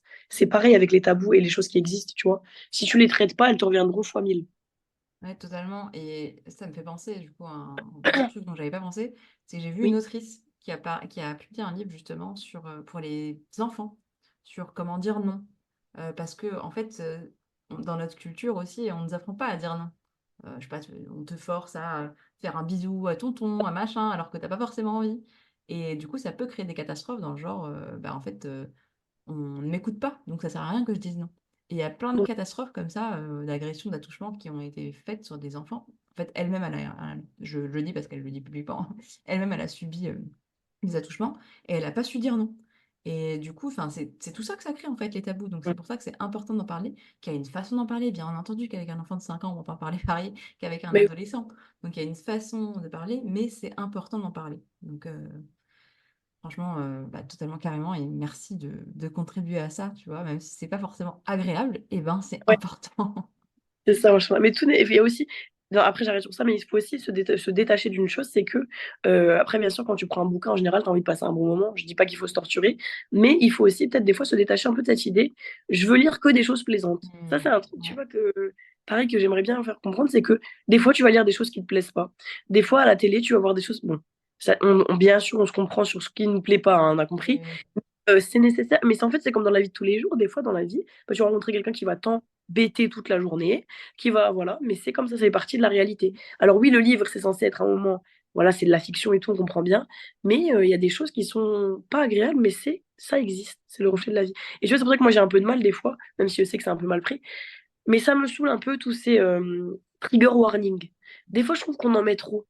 C'est bien parce qu'il y a des personnes qui ont vécu des choses horribles, il faut leur dire ça va parler de ça. Mais des fois, non, c'est pas trigger warning, c'est pas avec ça le problème, c'est que on arrive dans une culture un peu, c'est pareil, c'est un autre débat, hein, la culture un peu wokiste, hein, où il faut tout épurer, il faut parler de rien, on va parler de ça, ça va gêner, parler de ça, ça va déranger, il faut pas dire ce mot. C'est la réalité, en fait, à un moment donné, tu peux pas la vider de ce qu'elle est. Oui, elle est dure, bah oui, oui, il y a des choses horribles, mais oui. Mais tu peux pas faire grandir tes enfants ou même toi-même grandir dans une bulle de tout est beau, tout est rose, tout le Bah, monde c'est pas sait. les surprotéger, c'est pas les servir, en fait, ça les sert Mais pas. oui, au contraire, Mmh. au contraire. Mmh. Quand ils vont arriver dans la vraie vie, ils C'est vont clair. être Non, c'est clair. excentrés. Donc, alhamdoulilah, je suis contente que tu aies pu soulever ce point, c'est très important. Ouais, ça c'est le premier point que j'ai envie de soulever et le deuxième, du coup, c'est, moi ce qui m'a beaucoup, touchée, interpellée, conquise dans ton livre, c'est la narration qui est faite d'un point de vue d'un croyant. Et moi, c'est la première fois que je lis un livre avec, voilà, des références à Dieu tout le temps, en fait, tu vois? Le plus haut, ah non, c'est pas Mmh. ça que tu reprends beaucoup, c'est quoi que tu reprends beaucoup? J'ai C'est le plus en plus haut. tête. C'est ça? Ouais, OK, bah, tu Ouais. vois? Ça m'est resté.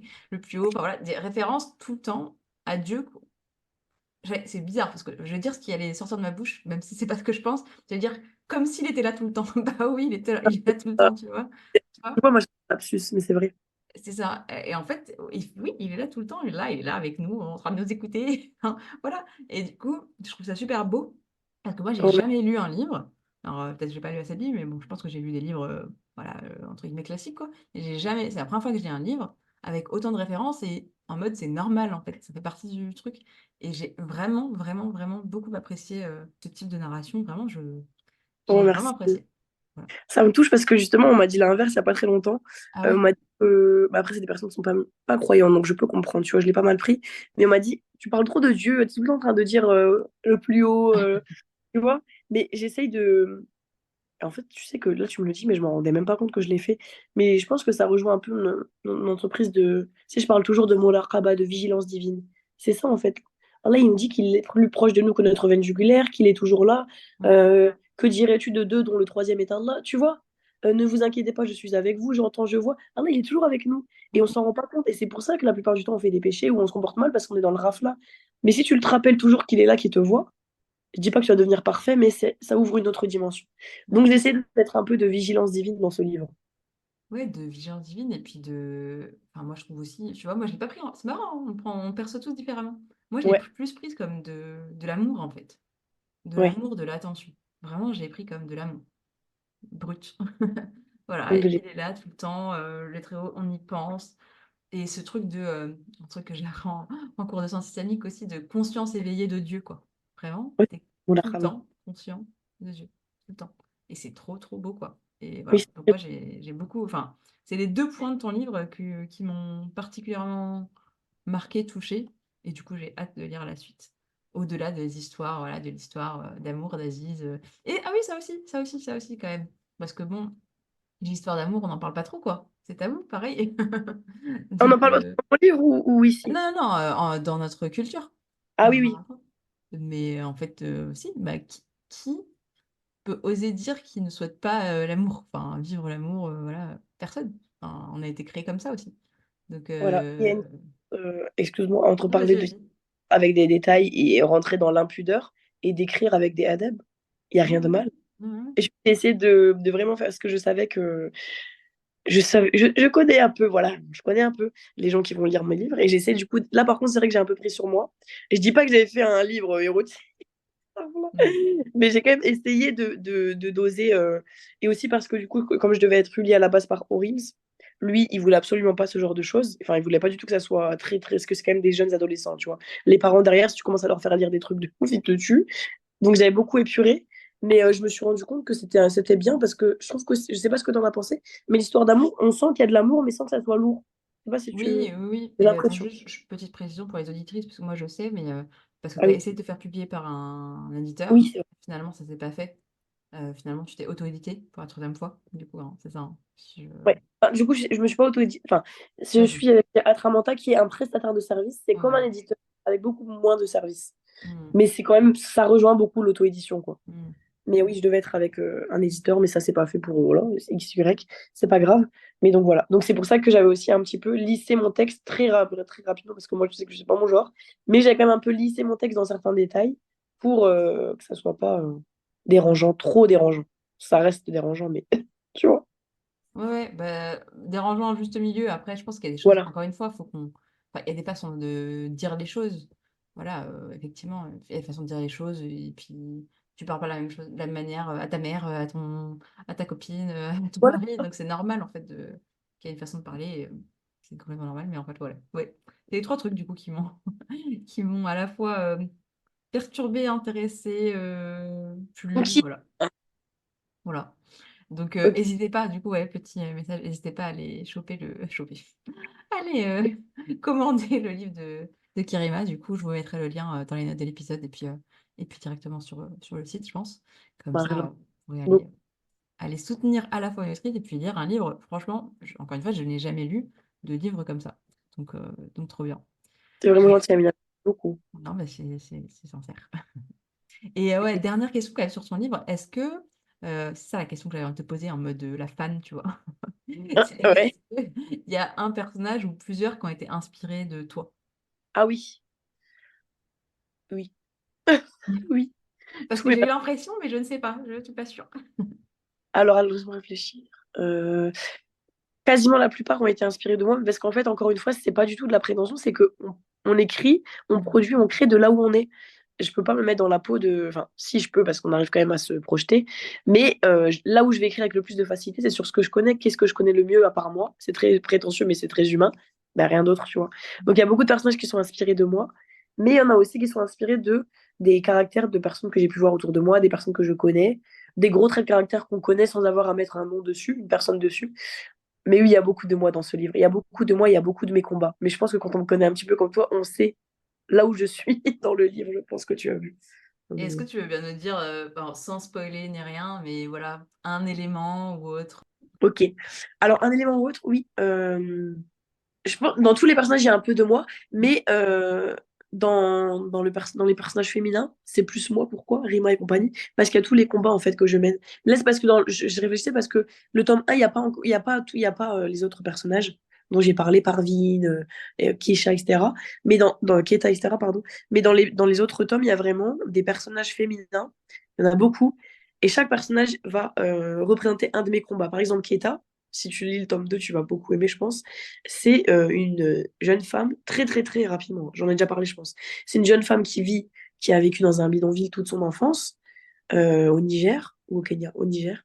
Et en fait, toute son enfance, elle a dû aider ses parents, etc. Mais c'est des réalités, ça existe, hein, tu vois. Mmh. Et tous ses parents lui ont dit, surtout ne montre aucun signe de féminité, parce que tu dois nous aider au champ, tu dois aider tes frères, tu dois ramener de l'argent. Donc en fait, toute sa vie, elle s'est construite comme un garçon manqué. Elle a eu ce rejet de la féminité, parce qu'il fallait être forte, il fallait ramener de l'argent aux parents, il fallait ci, il fallait ça. Et en fait, cette femme-là, elle va aller, encore une fois, elle va être... Il y a beaucoup la notion de hijra géographique et aussi du cœur. Elle est envoyée ailleurs pour aider ses parents. Comme Aziz, il est envoyé à Bodrum, elle va être envoyée ailleurs dans le pays, dans un autre pays. Et en fait, elle va aller à la rencontre du pays, mais aussi d'elle-même. Parce qu'elle va se rendre compte qu'en fait, mais pourquoi j'ai toujours été. Pourquoi on m'a refusé en moi ma part de féminité? Pourquoi on m'a fait montrer ma féminité comme une faiblesse? Pourquoi on m'y a réduite, mais pour des mauvaises raisons? Tu vois ce que je veux dire? Donc, Keita, c'est vraiment un des personnages qui me ressemble le plus, je pense. OK. Rima aussi, bah, de toute façon, t'as bien vu Rima, hein, le nom Rima. Bon, ça, c'est un énorme clin d'œil. Je pense qu'il faut vraiment être aveugle pour pas le voir. Et puis Parveen aussi, la jeune fille afghane. Enfin, en fait, dans tous les personnages féminins, il y a de moi. C'est OK. pas du tout vantard, hein. Non, non, pas non, C'est des combats qui me tiennent à cœur, en fait. Et je trouve qu'on peut vraiment les incarner avec des personnages. C'est Mmh. ça qui est beau dans la littérature, machallah. Mmh. Trop, trop bien. Bah, merci pour le partage. Trop bien. Avec plaisir. Et du coup, pour parler un peu plus de toi et je le disais en début d'épisode, mon objectif aussi avec ces interviews, c'est de montrer qu'on est tous humains, humaines et qu'on a tous vécu des épreuves et qu'on en vit encore. Est-ce que tu serais OK de nous partager une épreuve qui t'a marqué et ce que tu en retires aujourd'hui, sans forcément parler de péché ni rien, mais voilà, une épreuve, qui t'a marqué? Hum, Une épreuve qui m'a marquée, ça serait le fait de comprendre que j'ai en fait, dans les grandes lignes, dans les grandes lignes, si on se met dans ma situation, c'est quelque chose, extérieurement, on peut se dire, c'est bien, j'ai eu deux mamans, deux papas, tu vois. Mais pendant longtemps, j'ai eu ma maman adoptive qui s'est occupée de moi, une maman incroyable, vraiment. Et j'ai eu ma maman qui est, sans rentrer dans les détails, dysfonctionnelle, on va dire, ma vraie maman. Et pendant longtemps, je savais qu'elle était comme ça, mais je voulais, en fait, sans vraiment me l'avouer, je me disais que un jour, elle redeviendrait normale, tu vois, plus malade. Alors que non, c'est l'arrêté, elle le sera toujours. Très Inch'Allah. Et ça a été une épreuve parce que même sans que je le dise, j'ai toujours voulu avoir cette vraie maman, c'est pas une fausse hein, adoptive, mais cette maman biologique saine. Et que récemment, bah, je me rends compte que ça n'arrivera jamais, que c'est quelque chose qui n'arrivera pas. Et il faut que je m'y fasse à l'idée. C'est une épreuve qui m'a beaucoup fait du mal parce que pendant que j'étais petite, quand j'étais petite, tu vois, quand ma maman adoptive allait me chercher à l'école, bah, elle était un peu plus âgée que les autres. J'ai jamais eu honte d'elle, hein. Mais, tu vois, et puis quand je parlais à l'école, quand t'es petit, tu vois, on te demande, mais pourquoi tu vis pas avec tes parents? Tu vois, c'est quelque chose qui est difficile en fait à expliquer. Même si encore une fois, j'ai eu une enfance dorée, machallah. Mais c'est une épreuve au sens où ben, j'ai dû faire le deuil de me dire. Je suis en train de faire le deuil de me dire que ma maman, elle sera jamais quelqu'un de normal. Et du coup, euh, accepter que, ben, ouais, c'est ça que. Accepter en fait qu'elle soit comme ça, accepter. Et ne pas vouloir toujours arrondir les angles. En fait, accepter la réalité. Accepter qu'elle soit comme ça. Et ça, pendant des années, j'ai pas réussi à le faire. Et vu que j'avais une maman adoptive, je me disais, bah, c'est elle ma vraie maman. Mais c'est un travail que je fais avec ma fille en ce moment. Et j'essaye de comprendre que j'ai deux mamans, en fait. Et je dois pas en descendre une pour remonter l'autre. C'est comme ça. Elles sont toutes les deux égalité. Certes, elles sont différentes. Mon amour pour elle est différent, mais je dois l'accepter. Et c'est une épreuve parce que je crois que ça me fait beaucoup mûrir. Et ça me fait vraiment devenir une femme et plus une petite fille. Tu vois? C'est un peu. Mais je sais pas si j'ai été claire parce que c'est un peu compliqué comme histoire, hein. Non, non, en fait, d'un côté, c'est compliqué, mais de l'autre côté, moi, ça me fait écho, hein. Alors, j'ai une seule maman, mais ça me fait Oui. écho parce que je pense que nos parents, on a tous une vision un peu idéalisée de nos parents. Et puis, quand on devient adulte, on se rend compte qu'en fait, ils sont humains, qu'ils ont des défauts comme nous. Et du coup, on a aussi un petit deuil à faire de la maman idéale qu'on aurait aimé avoir. Attention, je ne blâme pas ma mère ni, ni toutes les mères, Mais mais oui, je pense que tous, en fait, on a tous. Et c'est comme avec les enfants, sûrement, hein, on verra, pour l'instant, il est encore petit le mien, mais voilà, des fois, on peut avoir des attentes, en fait. Et se mhm. dire, bah, en fait, non. C'est ça exactement. Et bah, en fait, c'est à partir du moment, mais je dis ça, mais c'est très dur à appliquer, c'est à partir du moment où tu n'as plus d'attente que tu souffres plus. Et ça, c'est Mm, un truc que j'essaye de faire maintenant. Voilà. mm. Ok. Et, Donc là, du coup, c'est cool, tu as condensé une épreuve passée et présente, parce que du coup, c'est une épreuve qui t'a fait souffrir et aujourd'hui sur laquelle tu travailles et sur laquelle tu vas mieux. oui, C'est ça. Très bien. j'essaie d'en tirer le positif, de me dire, ben, c'est pas, il n'y a pas tout le monde qui a deux mamans. Genre, tu vois, je me dis, ben, c'est quand même bien quelque part. Allah, il m'a honoré parce que d'un côté, et on en parlait justement hier, c'est que d'un côté, je me dis, si, que Dieu me préserve, mais si je peux pas avoir d'enfant naturellement et que je dois recourir à l'adoption avec mon mari, ben, j'aurai cette expérience de me dire, moi-même, j'ai été adoptée et pour autant, ma mère adoptive, elle m'a aimée comme ses enfants. Il n'y a aucune différence, tu vois. Donc, j'ai eu les deux configurations de maman. Très Alhamdoulilah. bien. Et ben, alhamdoulilah aussi, moi, ce qui me vient, je me permets, je te le partage. Mais ce qui me vient, c'est aussi qu'on peut aussi entendre beaucoup de choses difficiles avec les enfants placés, des histoires qui se passent pas forcément bien. Et c'est super beau de voir que toi, tu as eu ben, voilà, une famille qui fait même au-delà de son travail, parce que tu vois, tu parles d'adoption, quoi, en fait. Ouais. Parce que moi, je le vis comme ça. Pour moi, c'est pas ma famille d'accueil, c'est mes parents mais c'est mes parents, en fait. Je Ouais, rajoute tout le temps, par respect, parce que mes parents sont pas morts, mes vrais parents, ouais. tu vois. Mhm. C'est quand même un adab à avoir envers eux, En fait, c'est les deux, c'était vrais parents. Par contre, tu as des mais parents oui, biologiques et des parents adoptifs, quoi, tout simplement. mais oui. Mhm. Et tu vois, le deuil et l'épreuve, elle se trouve dans quoi? Dans le fait d'accepter que, en fait, comment dire, Allah, il sait mieux que toi là où se trouve le bien et il sait Ouais. mieux que toi où il t'a donné ça. Ça, c'est pas facile d'accepter, surtout quand t'es petit, que tu vois tout le monde avec une famille lambda. C'est pas facile. Toi, tu dois aller tous les samedis voir quelqu'un que t'as pas forcément appris à aimer parce que t'as jamais vécu avec elle. Tu dois aller au tribunal tous les cinq, je sais pas, j'ai n'importe quoi, je sais même plus c'était quand, tous les 2, 3 ans pour savoir est-ce que tu vas continuer à la voir. Enfin, tu vois, tu dois toujours, dès que tu dois aller chez une copine, tu dois faire signer une autorisation par ta maman que tu vas voir que dans une semaine. Du coup, la fête elle est déjà passée, donc je vais pas pouvoir y aller. Je sais pas si tu vois. Mhm. Mhm. Mais voilà, c'est un deuil à faire. Et puis, Ouais. Mais c'est super beau aussi ce que tu dis que c'est pas forcément facile. Mais par contre, en tout cas, moi, ce que j'entends, c'est que tu sais qu'Allah, il t'a donné le meilleur. ouais, maintenant je le vois vraiment, là. Maintenant que j'ai bientôt 30 ans, je vois vraiment que c'était vraiment ce qu'il me fallait. Ouais. En quoi tu le vois en quelques mots, phrases? Mais parce que en fait, je mesure la chance, entre parenthèses, je mesure la chance qu'il m'a donnée d'avoir deux configurations, en fait. J'ai une image d'une maman parfaite, parce que moi, elle est parfaite, hein, franchement, désolée, mais elle est parfaite, machallah. J'ai l'image de ma maman adoptive parfaite qui m'a tout donné, enfin, bref, on pourrait faire un livre sur elle, de toute façon, c'est ce que je vais faire. Et l'image d'une maman, certes dysfonctionnelle, mais elle aussi, elle m'a apporté des choses. Parce qu'elle m'a appris à accepter que ben, les gens sont pas toujours comme tu le veux, ne sont même jamais comme tu veux. Elle m'a appris à accepter qu'elle est un être humain, en fait, et il faut arrêter d'idéaliser les mamans. On est fatigué, on est crevé. Je ne le suis pas encore, mais je dis déjà on, tu vois. Et je mesure la chance de. Il n'y a pas tout le monde qui a accès à ces deux grilles de lecture dans sa vie. Même au niveau des papas, sans rentrer dans leurs détails, voilà, j'ai aussi Ouais. deux papas. Et ils sont totalement différents, et j'apprends deux choses différentes. Alhamdoulilah. Mhm. Allah, il est présent, vraiment. Il est Amen. présent. C'est-à-dire nos Amen. parents. C'est Amen. des, c'est des grandes sources de leçons, les parents, waouh. Vraiment. Trop, trop beau. Bah, merci beaucoup pour ce beau partage. Et du coup, est-ce que si tu avais un conseil à donner aux musulmanes en chemin qui nous écoutent, qu'est-ce que tu leur dirais? Subhanallah, la phrase, elle m'est venue directement, je suis choquée. N'aie pas C'est-à-dire, peur de briller. Vraiment, n'aie pas peur de briller. N'aie pas peur de briller. trop bien. N'aie pas peur de ta propre lumière, en fait. Parce Mmh. qu'encore une fois, on se met beaucoup de bâtons dans les roues nous-mêmes, en pensant que l'extérieur va dire, en pensant que nos familles vont dire, en pensant. Tout le monde, désolé, tout le monde s'en fout, en fait. Faites ce que vous voulez. Les gens auront toujours besoin de jacasser dans tous les cas. Donc, n'ayez pas peur de vos propres lumières et ne laissez personne les éteindre. Vraiment. Parce que quand tu arrives à. Il y a des sœurs comme ça qui j'ai parlé, tu arrives à la quarantaine, cinquantaine, et qu'en fait, tu es passé à côté de tous tes rêves parce que tu avais honte, parce que tu avais peur. Le goût est très amer. Tu vois?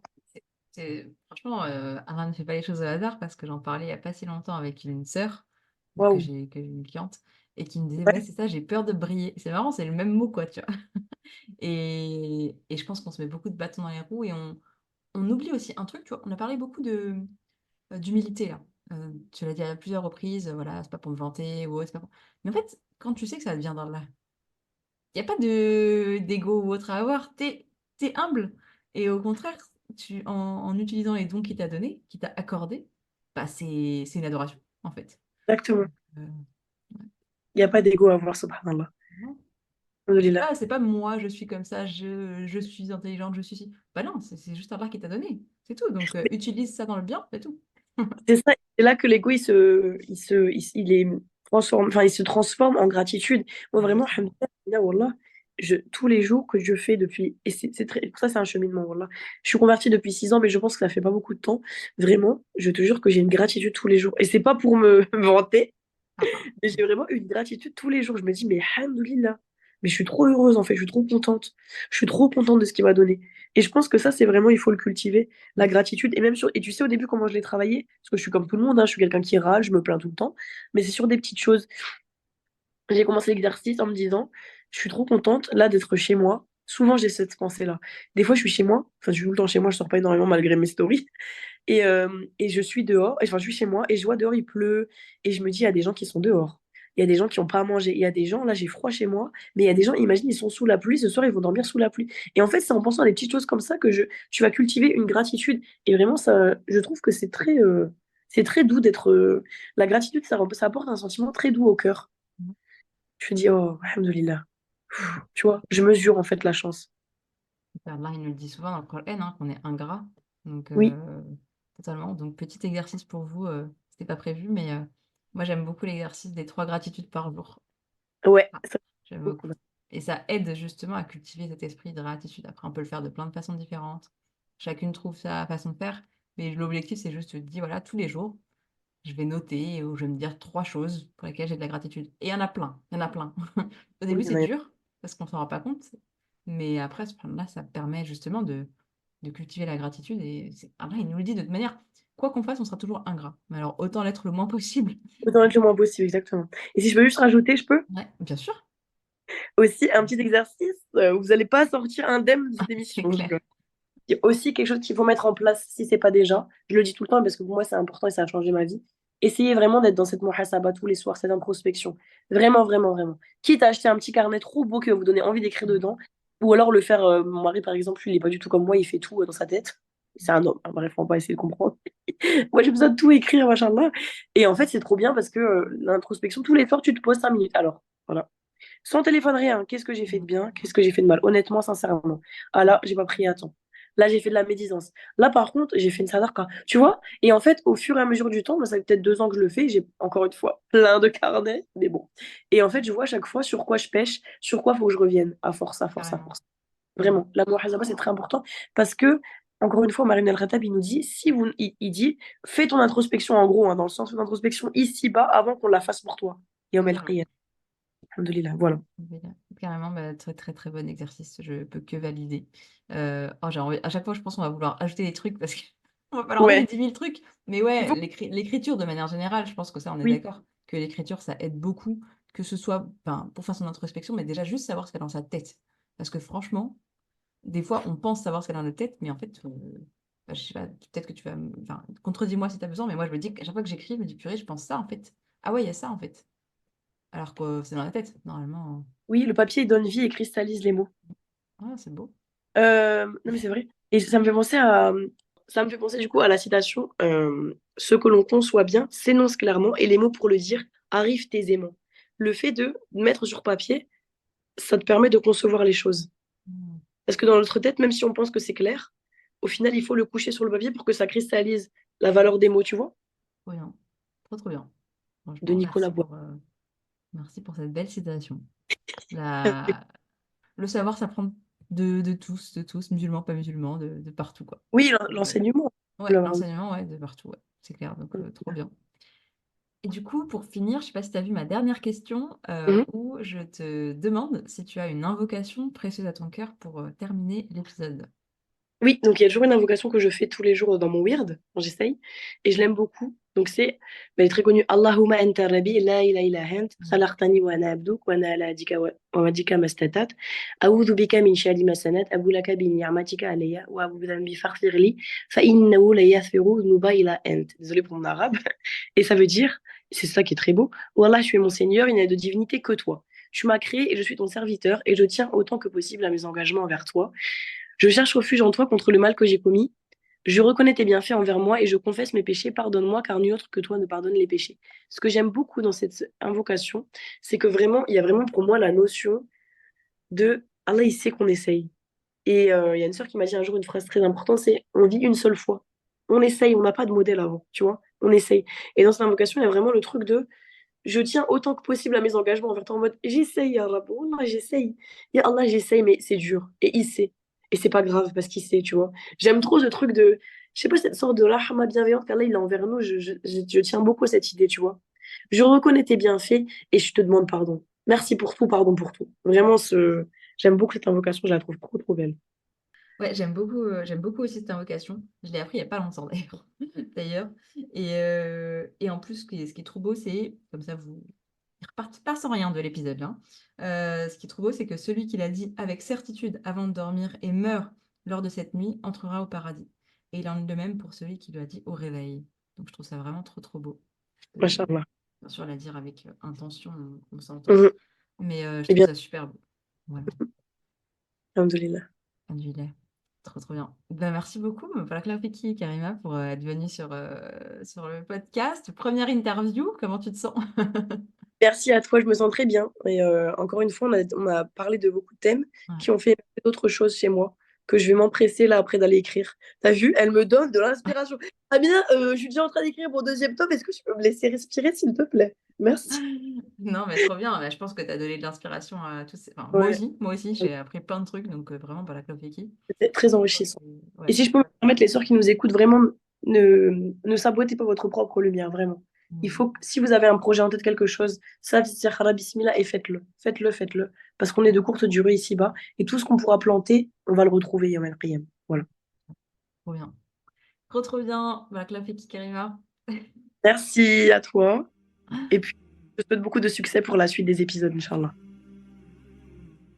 Merci d'avoir écouté cet épisode jusqu'au bout. Si c'est le cas, j'imagine qu'il t'a apporté. Et dans ce cas, n'hésite surtout pas à le partager autour de toi. C'est un vrai cercle vertueux de Hassanet. Et bien entendu, si ce n'est pas déjà fait, n'hésite pas à laisser un avis accompagné de 5 étoiles sur la plateforme de ton choix. Qu'Allah te préserve, ma sœur, et te facilite tout ce qui est un bien pour toi.